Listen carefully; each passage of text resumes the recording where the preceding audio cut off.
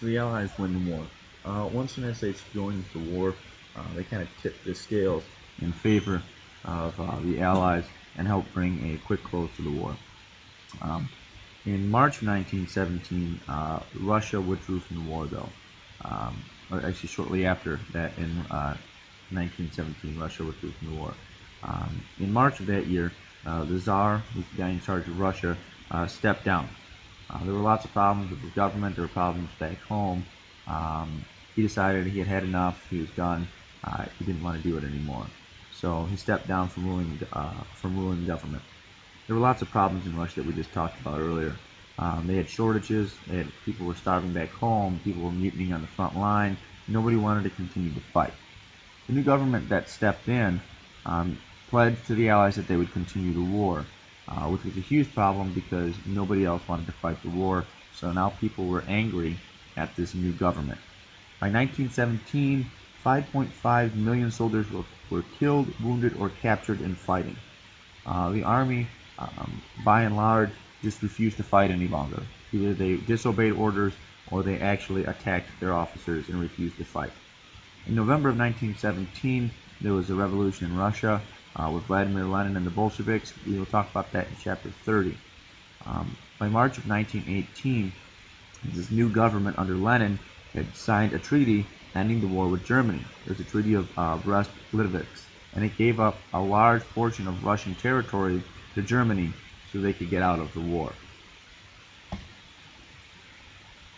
These Central Powers will collapse. After Russia withdrew from the war, Germany decided to go one last-ditch effort to try and defeat the Allies. They sent all their troops from the Russian border over to the Western Front for one all-out advance. So in March 1918, they had a massive assault, and they were extremely successful. They moved very quick, very fast, overran the trenches, and crushed all opposition, and came within 40 miles of Paris. However, the pace of this attack had stretched their supply lines, had weakened the men. They could not continue fighting. So they got stalled just outside the capital again. The Allies were able to regroup, reassess, and counterattack. And with the help of 140,000 U.S. troops, they were able to be successful. One of these things where they stopped the German advance was at the Battle of Bayou Wood with the Marines.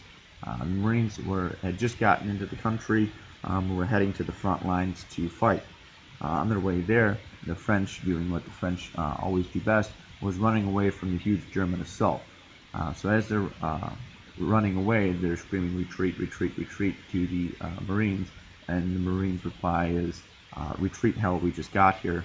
They then moved to the front and stopped the German advance dead in its tracks with heavy casualties. Without that happening, the Germans might have continued to attack. Once Germany's been halted, the Allies go on the offensive. In July of 1918, they fight the Second Battle of the Marne.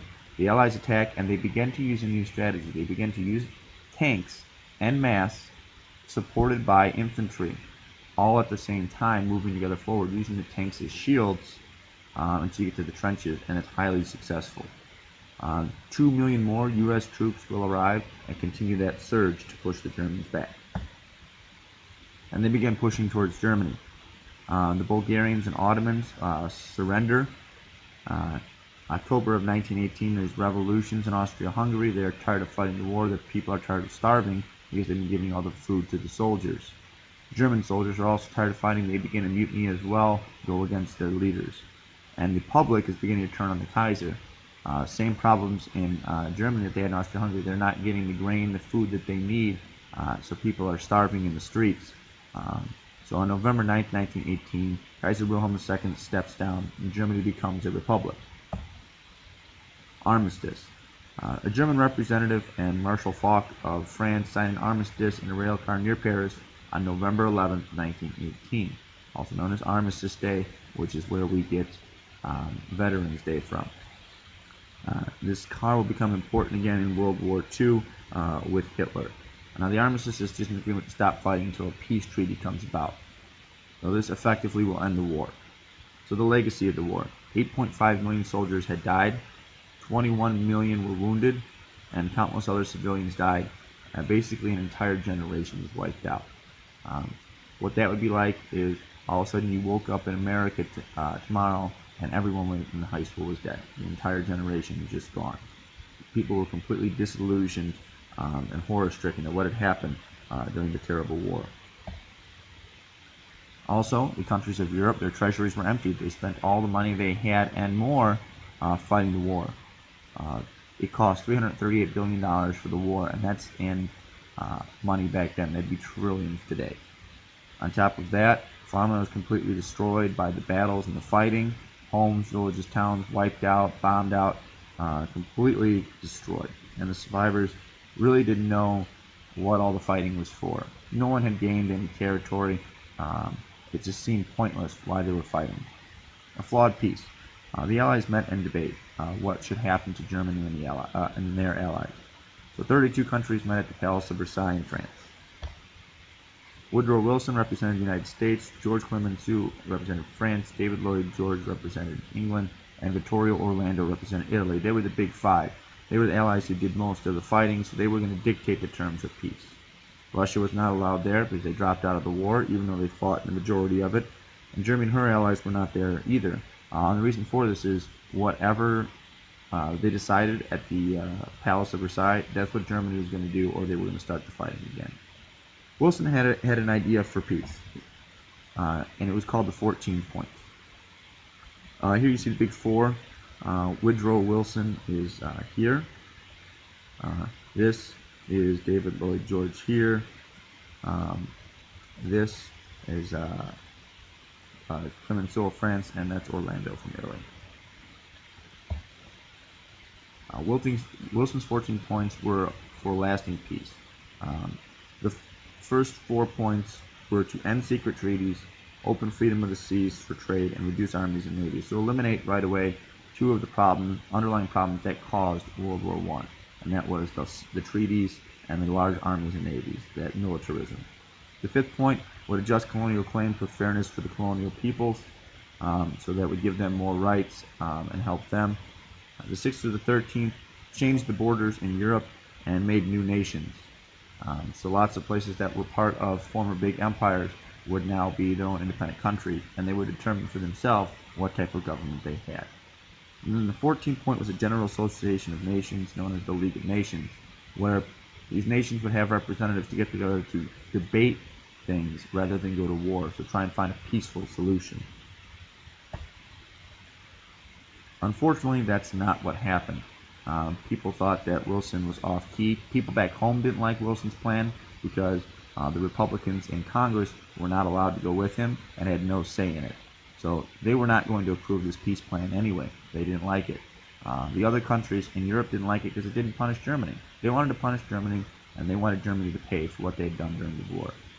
They thought that this was too easy. Plus, they decided, who is this American? They only fought for a year. Why is he coming over here and dictating policy? So England and France wanted security for themselves, and they wanted to strip Germany of her power. The Treaty of Versailles was signed on June 18, 1919. It did include for a League of Nations to help keep peace.